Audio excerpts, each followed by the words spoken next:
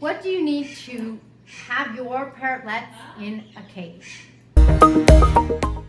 Hi, I'm Kaylin, the author of the Parrot Bliss Bond. Please be sure to get your copy on Amazon so that you will understand what you need to provide a quality life for your parrotlets so that you can then have quantities of bliss with your little parrotlet.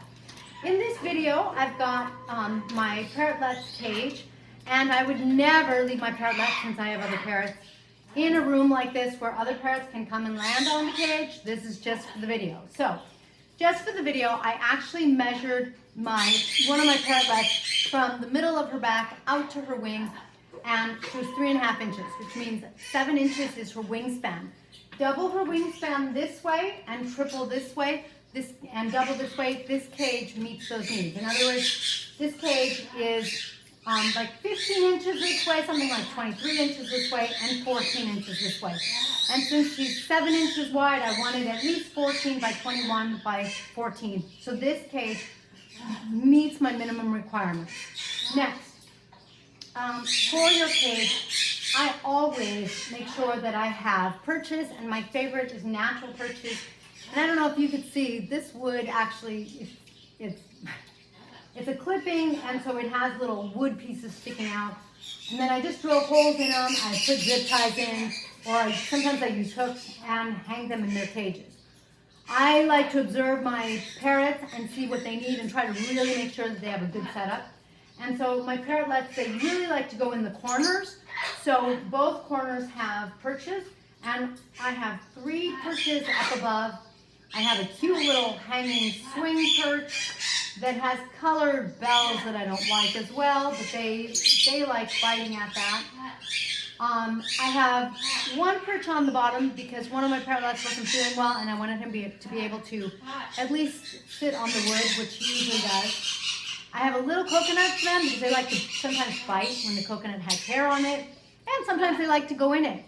Sometimes they sleep in it, so it gives them a little place of privacy if they want. The towel is mostly just for the video so that you can kind of see a little better, because without the towel it was hard to see what was inside, or maybe I should say harder. And then of course I have the water and the food dish. Now, I really like a water dish, like a water bottle. However, my water bottles were having problems with the fact that if the ball got stuck, my parrots weren't getting water, and I didn't know, and I didn't like that. The other thing is the feeders that have, the water feeders that have a little, it's like a bottle, but then it opens up so that the birds can drink water out of the bottom, which I would be able to see. Well, they put their pellets in there, and it still got dirty. So I really tried, and I liked the water bottles better because it kept the water clean. But I have gone back to a big dish so that they can take a bath whenever they want. This does mean that I have to change the water sometimes more than once a day. And when you have a bigger cage, and you really watch where your parrots go, like if their perches are in the back of the cage, then sometimes the water will stay cleaner because they'll only come and hang out on the water when they're using it to either drink or put their food in or take a bath. I don't like when they put their food in because of course that gets bacteria growing in it, and if it gets like that, then it's time to change it out. I have something for their pellets.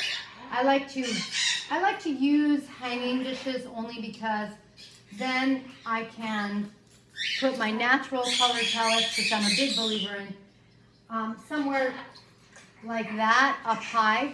Because when they're down below, sometimes they perch on there because they like to look out the cage too. And sometimes they poop into their pellets, which drives me crazy. So I actually use a lot of seed or no mess seed feeders like this guy. They will attach to the cage. And that way they can go in, and they love that. They love looking out of it. And that way, there's no way for them to be anywhere in their cage and poop into their feeder. Sometimes they do poop in their feeder, but it's not near as common. So this makes sure that they have plenty of food, they don't run out of food, and it's clean. And so I do love that. So that is my setup for my parrotlets. I do everything I can to keep their cages nice and clean, keep their food clean, give them fresh veggies every day. They love leafy things. I do make sure to give them some beta carotene because that's one of the most important things that you can give your parrot when you give them fresh vegetables. And so they get sweet potato, they get carrots, they get quinoa for the protein, and they love the quinoa. Like I said, they get leafy. I do mixed greens, and they eat those mixed greens. And I'll do other things, but those are some of my bases.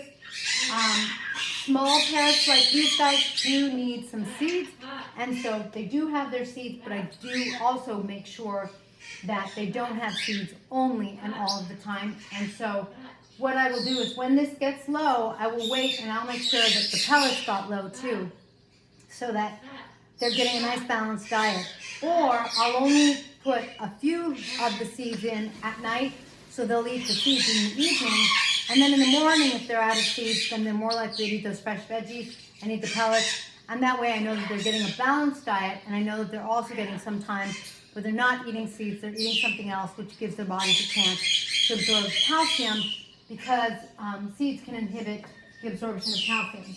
Now, I particularly use parakeet mix, which I see has millet. I'm not sure, there's a few seeds in there, but it doesn't have as many. And so that means that I'm not going to have to worry as much about the calcium absorption. I don't use sunflower seeds because then my parrots go hungry, they get fat, I spend more money, it's not as healthy for them, and I have to refill their food more often. So my vet's like, you know what, just use the parakeet mix for your little guys, and that works fantastic. So there you have a wonderful setup. I also have a little toy in here for them, and you can see that they have started to take their little toy apart. I do watch and monitor. If it gets too taken apart, sometimes it kind of gets all over the place. If it gets poopy, it's out of there. If it gets to the point where it's sort of all over the place and their feet might get a little tangled up, it's really a little too stiff for their foot to get too tied up. But when it starts to look like that, I take it out. And so right now they have this toy, and I do try to always give them something that they can play with. And two great DIY toys for them. One would be a paper bag. It'll give them a little privacy, and that way their full spectrum UV and UV light could be on that side. But the paper bag will give them a little privacy over here, and it gives them something to bite at, which they love. I also like giving them the empty egg cartons. I'll take the top off because the top usually has either paper or glue or something like that. But the bottom, it's just cardboard, pressed cardboard, and they love that. They'll take that apart. It's a great toy, great for their beak. And it provides them some entertainment. So there you have my setup for my parrotlets. It meets the minimum requirements. I also have an aviary that I will rotate them into so that they have more space, because this gives them enough space, but not enough space to fly. And I do like for them to get some flying exercise to keep them happy and healthy, just like this boy who just flew in. Thank you so much for joining me in this video, and I hope you have wonderful, happy, healthy parrotlets, because when your parrotlets are happy and healthy, they're more likely to be blissful. If you have any questions about parrots, please be sure to either post or comment down below, or post on Messenger on Facebook at Parrotlets. Thanks for joining us in this video.